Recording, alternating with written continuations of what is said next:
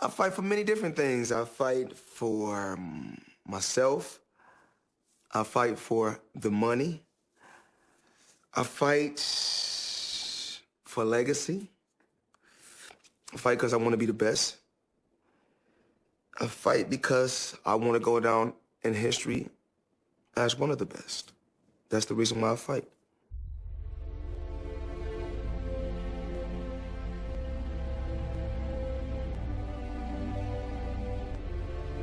It's not a boxing match so much as a reckoning between the greatest fighters in the world. It's been a long road, but we're here now. The longer the wait, the greater the want.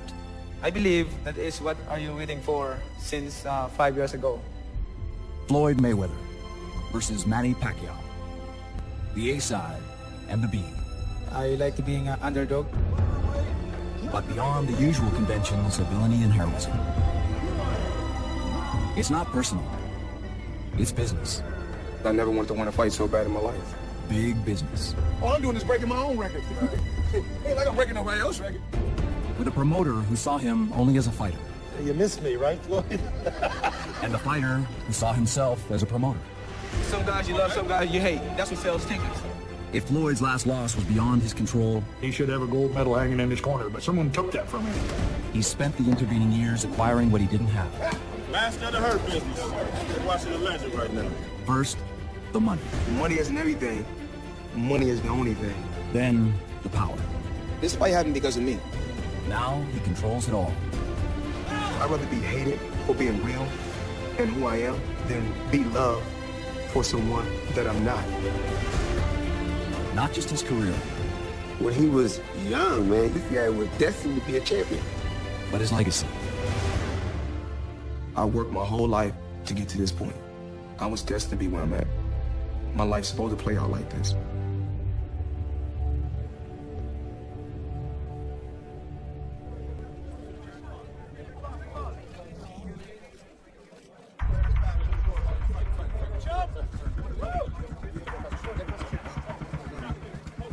The Mayweather Boxing Club in South Las Vegas and the Wild Card Gym in Hollywood are among the sport's most prominent locations.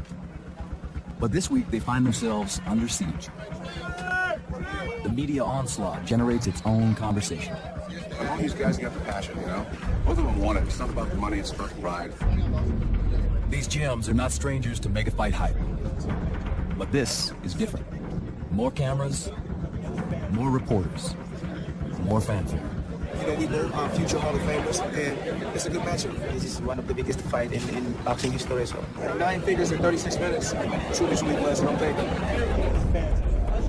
Though the fighters haven't engaged in trash talk, the differences between them remain abundantly clear. What strengths do you think Manny Pacquiao has? You know, he's a fast guy. I mean, but he makes a lot of mistakes. reckless fighter, that's how people like me. You know, losing actually makes you a better fighter, I feel, and it makes you a better person. I don't worry about any fighter. It's just another fight to me. Determination is there, is back, and the killer instinct is there. It's all about the fighters fighting mindset and giving the people excitement. That's definitely what the fans want. Facing Floyd Mayweather is not going to be an easy task. Win or lose, do you want a rematch? It all depends on what round we knock him out in. Fredo says this is your time to lose. How do you say about that? Well, I faced Freddie Roach before, and he said the same thing before. You understand how important this is, obviously, to you and to the sport of boxing, but also as a local in Las Vegas. This is a big day. I mean, I love to get back, to the best city in the world, which is Las Vegas, Nevada. I mean, this is the capital of boxing. These fans have supported me from day one. A 19-year career, I couldn't do it, without the fans in Las Vegas. Thanks, Chad. Appreciate it. Floyd's long-standing love affair with Las Vegas began in the mid-90s. It was a different city, but then, as now, a boxing town. A perfect place for an ambitious young fighter to make his mark. My Uncle Jeff brought me to Vegas. I wasn't nothing but a teenager. I didn't know anything about the business. My first pro fight, I received $25,000.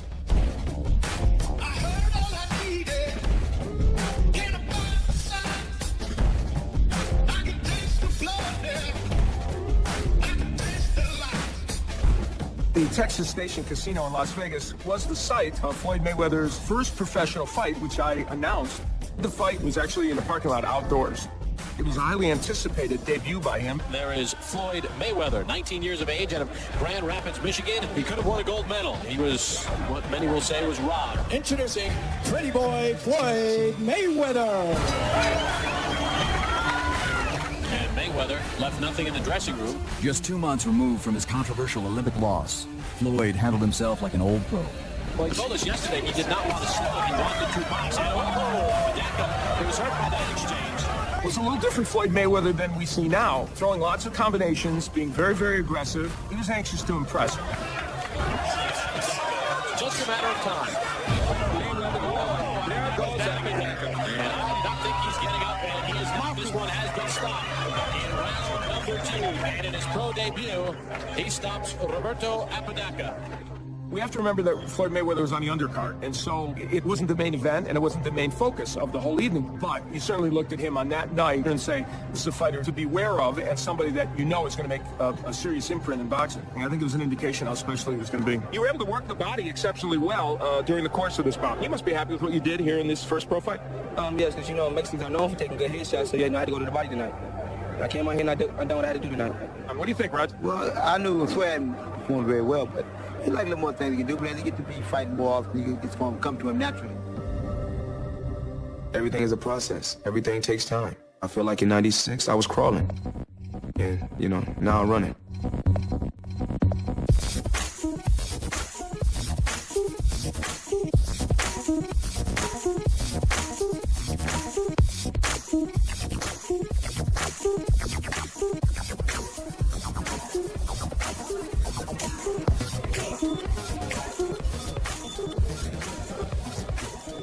Floyd's come a long way from that casino parking lot. As the city has grown, so has the fighter and his following. Mayweather, a name that's become synonymous with Las Vegas. Watching the pound-for-pound king train is now one of the hottest acts in town. Floyd has long been renowned for the ardor and showmanship that attends his workouts. But with the Pacquiao fight rapidly approaching, he keeps ratcheting up the intensity. 19 years on top.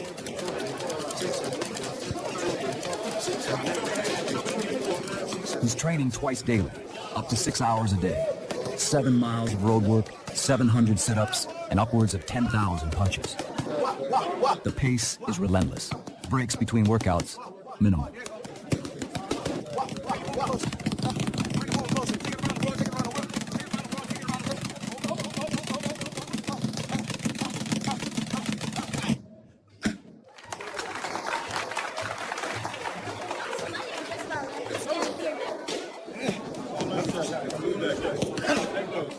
Show you the way, nigga. I'm gonna show you the way to make $400 or $500 million in the sport. You gotta watch me. Look how hard I'm working. I ain't lazy. Look how much money I got. The only thing more extreme than Mayweather's workout regimen are the hours he keeps. It's 3 in the morning, when most of Las Vegas is asleep. But on the north side of town, an aspiring entrepreneur named David Levy is opening for business. As a money team member, he knows full well, when Floyd's your client, you're always on call. Ready, willing, and waiting. Being in training camp, everybody's on the champ schedule. I never really know what time he's going to end up calling. I'm here all day, and then he ends up calling 2, 3, 4 in the morning. It doesn't really matter. We're all kind of on his schedule, and we always end up here. At 38, the body doesn't recover as it once did. Then again, Floyd isn't a typical 38. Nor does he believe in typical modes of treatment. Rather, he's placed his faith and his body in a high-tech cryogenic chamber. This machine uses liquid nitrogen to cool the system here. It drops to negative 220 degrees Fahrenheit. This machine will help him heal better and heal faster so he can work out harder the next day. Straight to it. Let's get to it, let's do it. 3 minutes is like the optimal time that you can do this. So I really want to build him up to 3 minutes. He has a real hard time with the cold. Negative 190 Fahrenheit. This is a brutal sport. Very, very brutal sport. Everything takes punishment in this sport. Come on, Dave, let me out. Come on, Dave, let me out. Yeah, you gotta let me out. Okay, you gotta let me out. Jay, you gotta let me out, bro. Jay, let me out. Jay. Come on, Jay, let me out.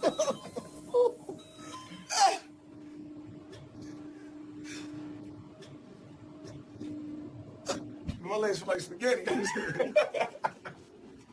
Jay, you know, this skin different, man. This skin is a tropical climate. You know what I'm saying? You got that snowboard skin. You know me. Do one more minute? I'll do one more minute, yeah. Dave, I tell you, let me out. It's cold. Okay, I'll let you out easy.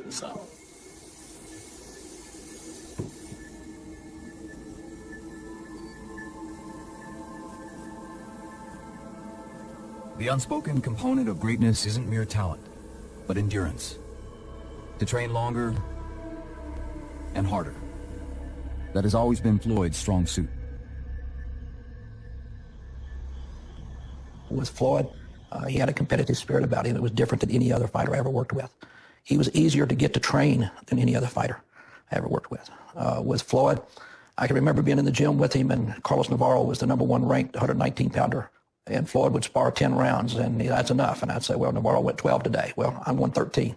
Navarro ran 3 miles today. Well, I'm going to run 4. He was very, very focused that way. He wanted to win, and whatever it took to win is what Floyd was going to do. For those that don't know, when my dad went to prison when I was 16, Don Hill brought me in and treated me like I was a son.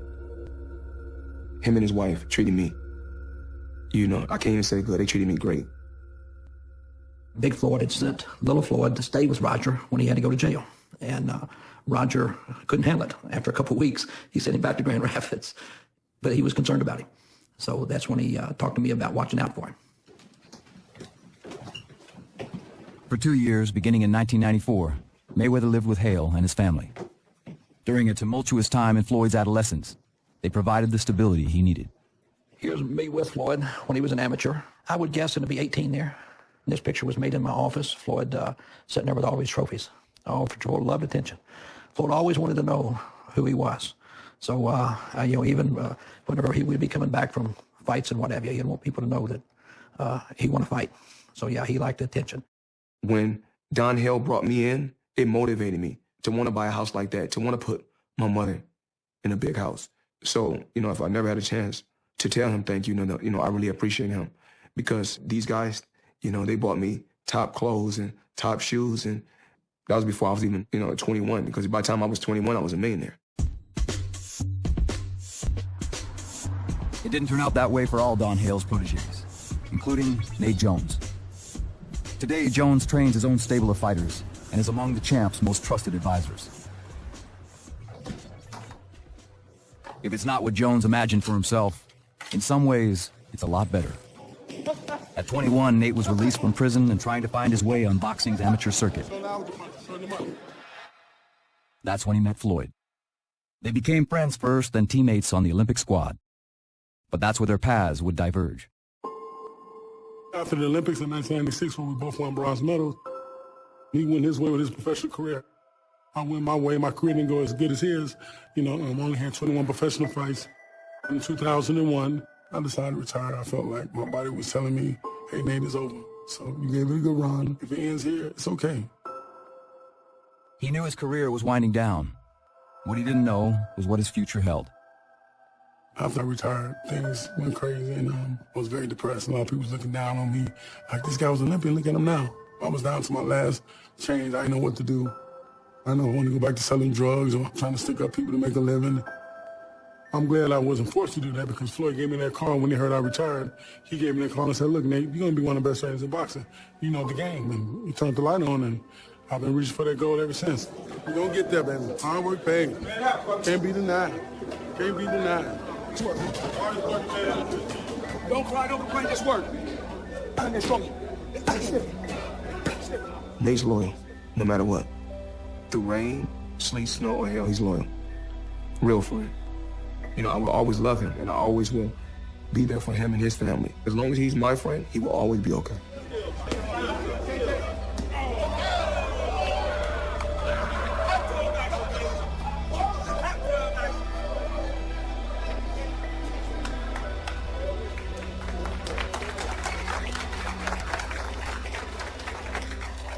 He's been like my guardian angel sometimes, so I just really look at things different now, because it changed my life a little bit, so I don't know.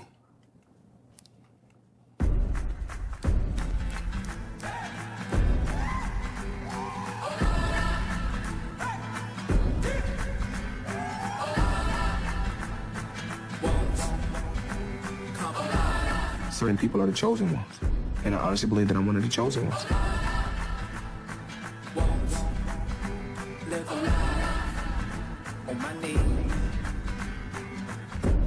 If the man is chosen, then so too is the company he keeps. You already know I only come around once in a lifetime. If the persona is part artifice, the people in his life are not. They don't define him so much as reveal him. Those who tend to his wounds. Those who grant unconditional love. An unvarnished truth. Lose it with the feet, lose it with the feet. Perfect, good work. The foundation of all he's built. When you get inside that ring, if you can't see nobody else, you can spot your family. I love to see him smile and root for me. Good work, baby.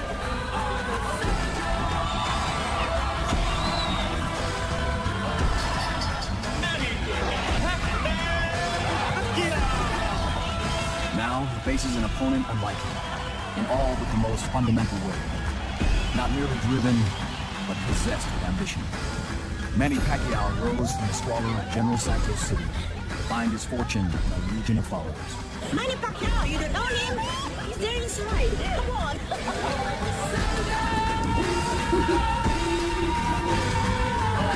Over the years, these fighters have created competing empires. Each flies its own colors, its own culture, its own people. But in a week's time, the empires matter less than the fighters themselves. Only two people getting in that ring. On May 2nd, Manny Pacquiao and Floyd Mayweather will go it alone. Don't miss Mayweather versus Pacquiao.